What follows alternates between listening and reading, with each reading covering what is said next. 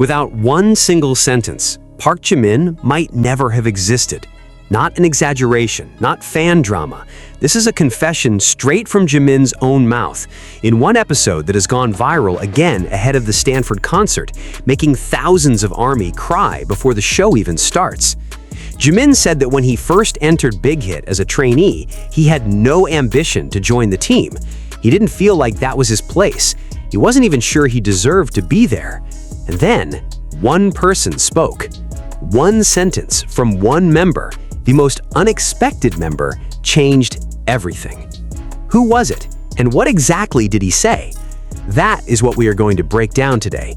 Stay until the very end, because in the final section, there is one detail that even many longtime ARMY have never actually noticed. Hey everyone, welcome back to this channel.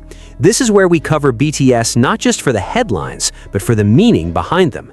Deep analysis, no unnecessary drama, no empty speculation. If you are the kind of ARMY who wants to understand context rather than just follow trending topics, you are in the right place. Subscribe if you haven't already, because this kind of content is what we do here. Now, let's get into the story that, if you hear it all the way through, will change the way you see Jimin forever. Before we get into the heart of it, we need one moment to understand the context. This is not a story that appeared out of nowhere. The original moment happened on March 27, 2023, when Jimin appeared as a guest on Suchwita, Suga's talk show on the Bangtan TV YouTube channel. Suchwita itself is a casual format where Suga sits down and has a conversation over drinks with various guests, fellow BTS members, other artists, and people from the industry. The episode with Jimin was not an ordinary episode. It became one of the most watched episodes in Suchwita's entire run. Not because there was a scandal, not because there was conflict, but for exactly the opposite reason. Because the conversation was so honest, so warm, and full of things we had never heard from either of them before. So what actually happened in that Suchwita episode? Suga and Jimin were seated across from each other in that familiar casual format, drinks on the table, a camera that wasn't too formal, and a conversation that drifted into places nobody quite anticipated. At a certain point in the conversation, Suga asked Jimin about the very beginning of his journey at Big Hit, about what it felt like to arrive as a trainee, and Jimin said something that made everyone stop. He said that when he first entered Big Hit as a trainee, he had no ambition to join the team, not like the other trainees who arrived with big dreams and burning determination. Jimin came from Korea Arts High School with a background in contemporary dance, not as someone who had been preparing to debut as an idol. And when he entered that unfamiliar environment, he didn't feel like he belonged there. He didn't feel like he was part of the team that was being built. Until Suga said something. Jimin admitted it openly. When I first joined the agency as a trainee, I didn't have the ambition to be part of the team because I didn't think it was my team, but it was because of you. You said, "You're a good singer, and I really want you to be on our team." A brief silence. And then Suga responded, not by dismissing the moment with a joke, not by deflecting. He acknowledged it calmly and honestly. "I felt that you could become a singer with a unique voice if you found your own tone and color. I already knew that. That's why I said it." 2 sentences, but the weight behind them cannot be measured. Now let's talk about the reaction that followed. When this clip resurfaced ahead of the Stanford concert, the response across social media was not just awe and heart emojis. It went far beyond that. On X, related hashtags began trending within hours. Fans created long threads analyzing the conversation word by word. On TikTok, videos overlaying the Suchwita clip with narration about Jimin's journey accumulated millions of views. On YouTube, fan edit channels framed this moment as the origin story we didn't know we needed. One of the most widely reposted tweets read, "Yoongi recognized Park Jimin's voice before the world did, before millions of fans, before the Billboard Hot 100, before history. He was the first." And that is a fact, not hyperbole. Yoongi recognized Jimin's potential before Jimin recognized it himself. But what makes this moment more than just heartwarming is what came after. Because it wasn't only Suga's words that made Jimin stay and fight. There is something far more concrete at work here. But wait, because this is the part that people rarely talk about, and in my opinion, it is actually the most important part of the entire story. When Suga said those words to Jimin, "You're a good singer, and I really want you to be on our team," we need to remember who Suga was at that moment. This was not the Suga who had already become an internationally recognized rapper. This was not the Suga who would go on to release the critically acclaimed August D trilogy. This was not the Suga who would become the first K-pop artist to mount the largest and highest-grossing solo tour in the genre's history. At that moment, Suga was also just a young trainee who had recently joined, a young rapper from Daegu who had been making beats since middle school.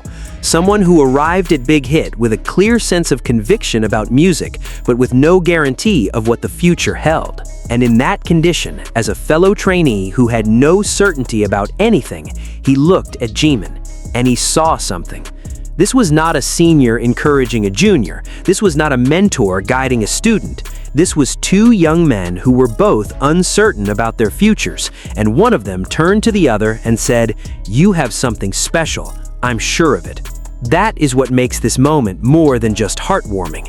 That is what makes it extraordinary. And what is even more striking is this. If we trace the thread from that moment all the way to now, to May 2026, to Stanford Stadium, to sold-out concerts in front of 150,000 people, there is an arc that becomes impossible to ignore. Jimin was the last member to join before BTS debuted.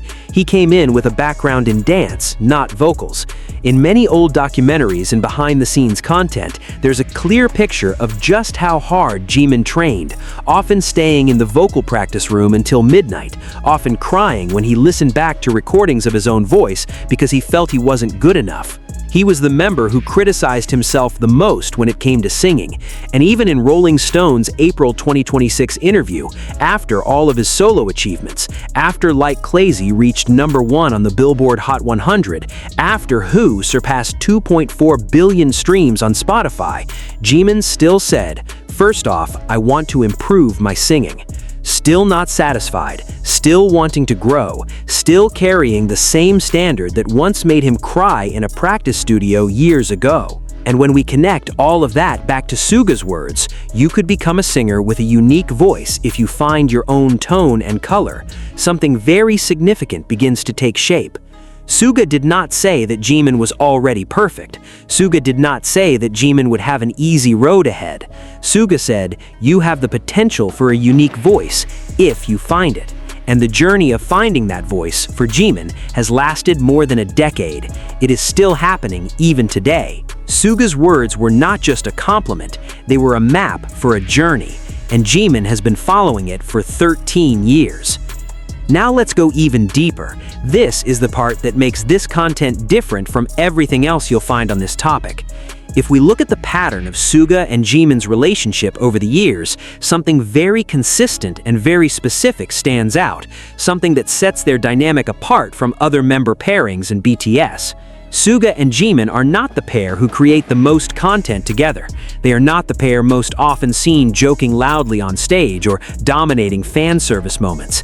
And that is precisely what makes their dynamic so interesting, because every time they do share a moment, there is a depth to it that feels categorically different. At Suga's solo concert during the August D-Day tour in Seoul in 2023, Jimin was in the audience, not as a special stage guest, not as a featured collaborator. He simply came to sit in the crowd and cheer for Suga.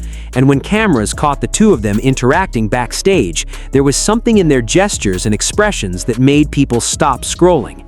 In Suchwita, when Suga interviewed Jimin about the solo album Face, Suga created a genuinely safe space. He didn't ask surface-level questions. He dug into the heavy process, into the vulnerability of creating something personal, into the fear that Jimin carried throughout. And Jimin answered with a kind of honesty that he had never shown anywhere else. A pattern has formed across years of their friendship. Suga is the person who makes Jimin feel safe enough to be honest, and Jimin is the person who draws out Suga's emotional side, the side that is rarely visible from the rapper widely regarded as the most composed and most reserved member of BTS. In the Aringam album itself, though they don't have a direct co-written song, fans have already traced the thread. Suga produced Come Over, the song that RM publicly revealed made Suga cry because it didn't make the main album, and Jimin wrote on They Don't Know About Us and Into the Sun. Two people working on different layers of the same album, each pouring their own vulnerability into their craft. And then they walk onto the same stage, in Stanford, in front of 50,000 people per night. This is where we arrive at the most emotional part of the entire story. Imagine this moment from Suga's perspective. Sometime in 2012 or 2013, the exact timing has never been officially confirmed, but we know it was during those early trainee days. A young Suga looks at a kid from Busan who arrived with a contemporary dance background, stepping into an unfamiliar world and appearing unsure whether he was in the right place. And Suga chose to speak. Not because anyone asked him to, not because it was his responsibility, but because he heard something in Jimin's voice, something unpolished, something not yet fully formed, but already there, and he believed it was worth fighting for. Now, 13 years later, the person who once wasn't sure whether he deserved to be on that team is the first Korean solo artist to reach #1 on the Billboard Hot 100. He is the vocalist that his own bandmates openly acknowledge as having the highest vocal range in BTS. He is a performer whose name trends in every tour city before the concert even begins. And Suga sits beside that person on the stage at Stanford. No elaborate description is needed to capture the full circle that the two of them have traveled. From a quiet conversation between one trainee and another, to two world-class artists standing together in front of a sea of people singing their songs back to them. That is why Suga's words were not just ordinary words. That is why Jimin's confession in Suchwita is not just nostalgia. And that is why this moment came back to the surface ahead of Stanford. Because ARMY needed a reminder that every great achievement always begins with one small thing that mattered completely. Someone who believed first. So, here is my question for you. If Suga had never said those words to Jimin back then, do you think Jimin would still have become the Jimin we know today? Would that journey have happened anyway? Or is there a version of Park Jimin out there who never debuted, who never stood on that stage, who never heard 50,000 people sing his songs back to him? Write your answer in the comments. I read every single one, and this kind of conversation is exactly why I keep making this content. And if this video gave you a new perspective on Suga, on Jimin, or on the Yoonmin dynamic that you might have previously seen as nothing more than fan service, share it with a fellow ARMY. Because a story like this deserves to be heard by as many people as possible. Subscribe if you haven't already. This is the kind of content that lives here. Until the next one, take care of yourselves, and as always, Purple You.